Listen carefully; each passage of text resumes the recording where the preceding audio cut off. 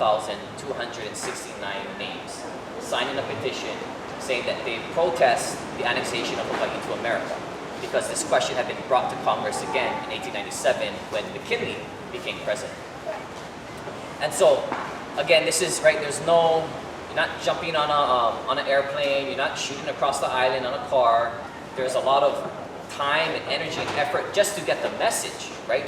To have these things reach the people. But Hawaiians are jumping on ships, traveling across all of the islands, making their way, not just along the coast and in the more developed areas, but into what we call the Kua'aina, the Kuahivis, the boonies, and gathering signatures there. And again, in just 6 weeks, 21,269 signatures. It's hard to do that on Facebook nowadays in 6 months. And then another group, the Hui Kalai'aina, actually collects another 17,285 signatures with the same kind of petition, except they took it a step further and they actually called for Queen Liliuokalani's restoration to the throne. And so the question of annexation is happening in America.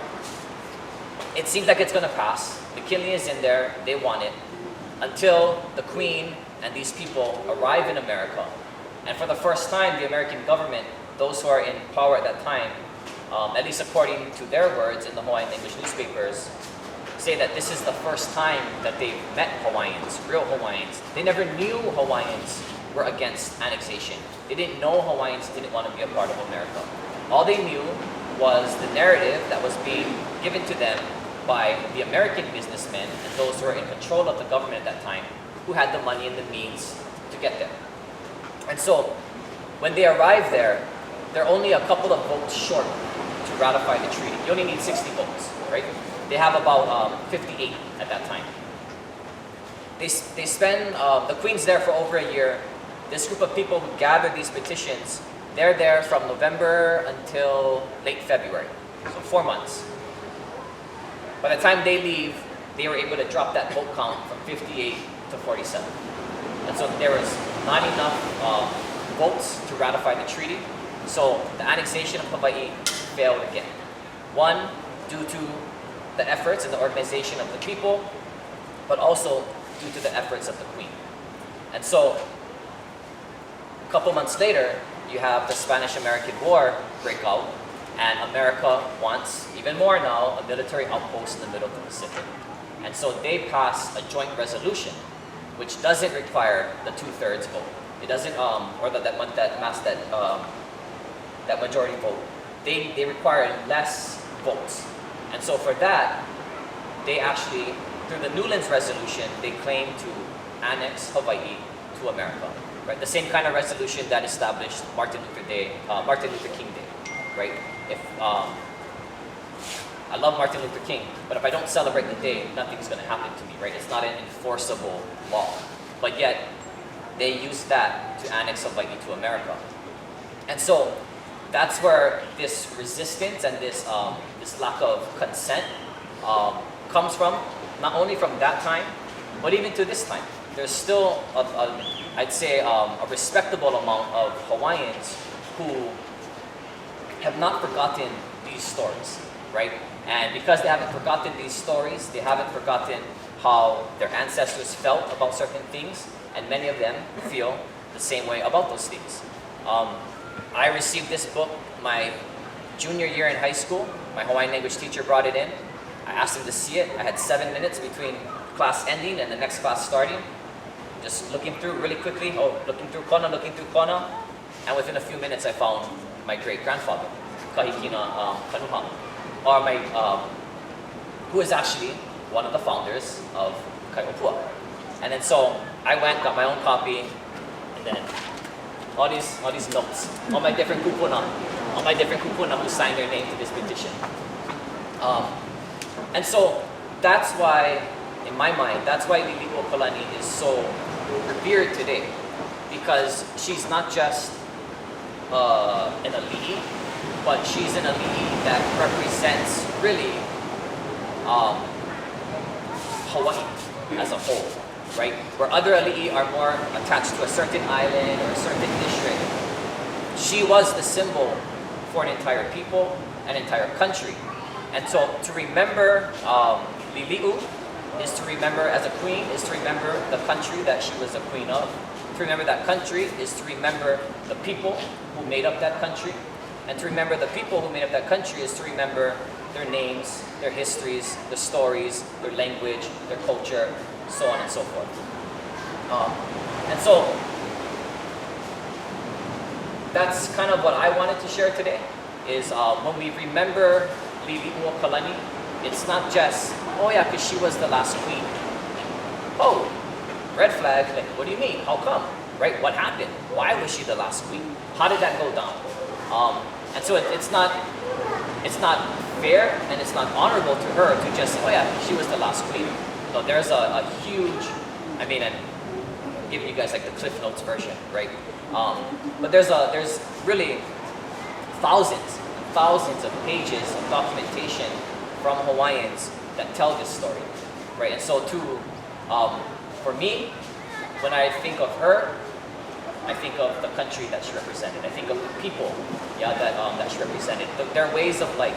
I think of these things that we see around here, Hulihe'e Palace across the way, Ahu'ena Heiau. These things that are symbols of Hawaii, Hawaiian culture, Hawaiian people. And hopefully, right, as these stories are retold again and remembered, then we start to act on them in whatever way we feel like acting on them. Because we can all interpret the history differently, right? And what you do and what I do with the history, that's your business, that's my business. But I think it's important that when we make these decisions as it relates to history, that we're informed about them. And if we're gonna develop decisions and perspectives around a certain people, then we should know what those people thought, what they felt, what they said about it, and what they did about it. So, to wrap us up, we're in 2022, right? It's not 1897 anymore, so we can access things a lot quicker. I wanted you folks to pull up on your phones Kaulana, right? Like I said in the beginning, a way for us to honor people in Hawaiian culture is to tell their stories, sing their songs. So, brought my little ukulele over here. Don't let it fool you. I'm not a musician, nor a singer. I'm nothing like Liliuokalani. But one way that we can all honor her, right, is to sing the story, tell the story again. And so Kaulana Napua was a song written in March of 1893, just a couple of weeks or a month or so after the overthrow. And it was spurred by the refusal of the Royal Hawaiian Band to sign the Oath of Allegiance to the provisional government. They refused to sign it, so they all lost their jobs. Right? When the Queen was overthrown, they forced everybody in the government to sign an Oath of Allegiance to the new government. Anybody who didn't was dismissed. And so these band members refused to sign. And so they went to Helen Kaho'okahi Pendergrass and they asked her to write a song about this. And so she writes Kaulana Napua. Kaulana Napua means literally, like, famous are the flowers. But pua is also another word for descendant, for children. And so this is really a song about, right, that these children, these pua, are not just famous, but they're well known. Right? The act that they took was known. Everybody was talking about it. So Kaulana Napua, so actually if you want to pull it up, you can just Google it, Kaulana, and then space NA space PUA. And then you'll look for the Huapala link, huapala.org. It's right under the videos. So you can kind of follow along with what I'm saying. But Kaulana Napua o Hawaii, renowned, known are the children of Hawaii, the people of Hawaii. Kupa'a mahope o ka'aina, who stand firm behind and in support of their land and their country.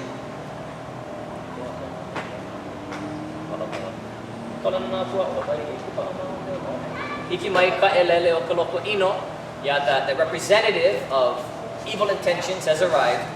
Palapala anu nekapaka'a, bringing with him this document of greed and theft.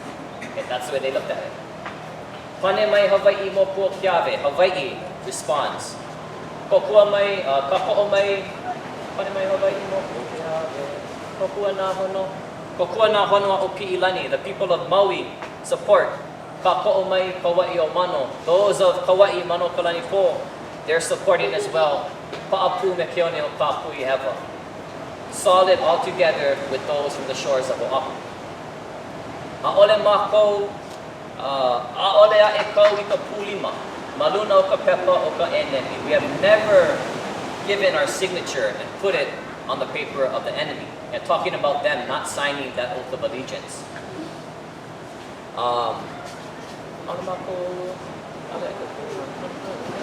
Ho'ohui aina ku ai heva I ka pono si vila o ke kanaka. Annexation is an illegal and wrongful selling off of our civil rights as a people.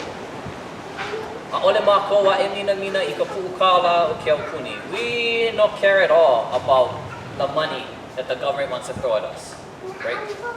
Our jobs are not as important as what we're standing for.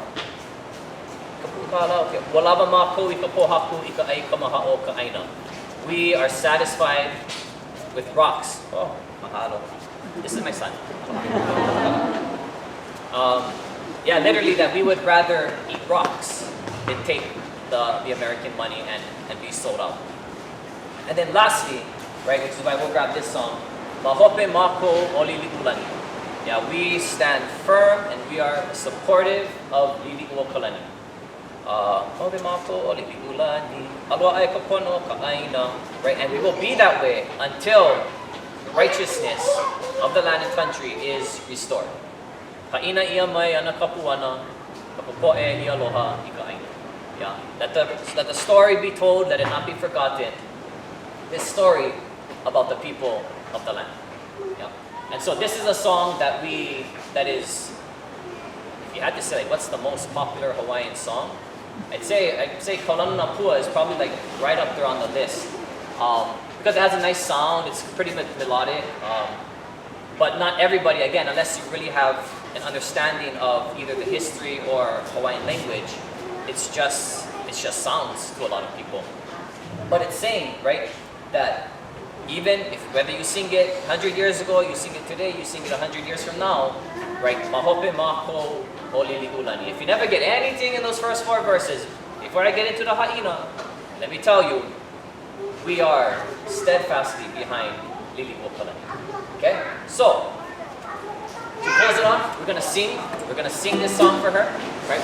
This is our way to go paddle for her after, but today we're gonna sing for her. And when I say we, it's a strong kako. I definitely mean we. I can strum the ukulele a little bit, but you guys definitely don't want me leading this song. So I need you folks to be loud, okay? You folks need yourselves to be loud, and the queen wants you folks to be loud because she definitely doesn't want to just hear me. Okay? So you got your words.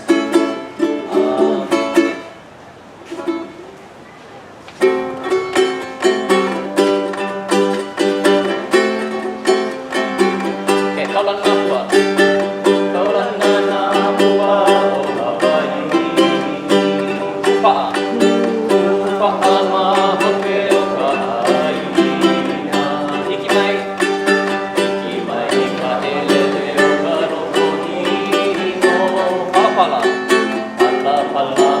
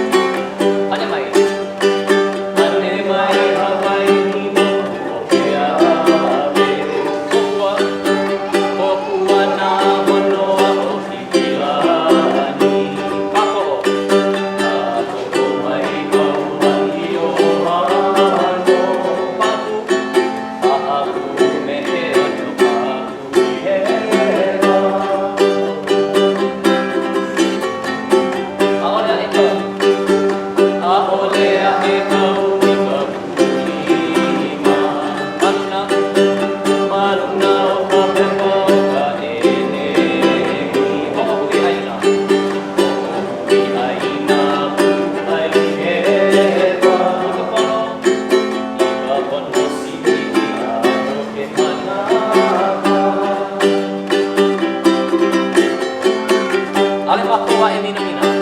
A'ole makoa e mina mina. Ika pu'ukala. Ika pu'ukala o ke aupuni. Ua lava. Ua lava makoa ka pohatu. Ika ai ka mahalo ka awaina. Mahoke mako. Mahoke mako o Liliuokalani. Aloha. Aloha e ka pono ka aina. Aina. Aina ia ka puana. Ka poe ia aloha i ka aina. Anaho. Mahoke mako o Liliuokalani. Aloha e ka pono ka aina. Aina. Aina ia mai ka puana. Ka poe ia aloha i ka aina.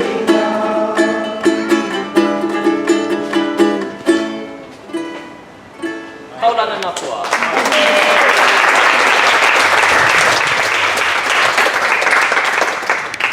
That's all. That's all I got. That's all I got. That's all I got. I got one song and that's it. And I needed your help. Anybody have any questions like to ask? I see sometimes the flag, the Hawaiian flag upside down. Is that what are That's a universal symbol of a nation in distress. And so some people will fly their flag upside down to remember, to recognize that because they are mahope o Liliuokalani, they're supportive of Liliu. They are a nation in distress that's being, the political term that we would use is not colonized but occupied by America because Hawaii was an independent country. And so that's what it represents. It's a symbol of sovereignty. That until our country and our government is restored, the nation is in distress. Mahalo for the question. Any other questions? Any other mana'o? This one is. This one, mahalo. This is my genealogy. So it was traditionally done, it was tapped. It was tapped actually at 9,000 feet on Mauna Kea in a traditional hale that looks like this. And so it represents my genealogy, my connection to my kupuna, where they come from and what they represent. From up here, and it comes all the way down to my wrist. And this symbol right here is Molina, which is the Hawaiian symbol for infinity. So that my genealogy starts up here and then it'll continue on to those little kids running around on the side. Mahalo, mahalo. Mahalo everybody, enjoy your weekend, good luck, planning, see you folks out there.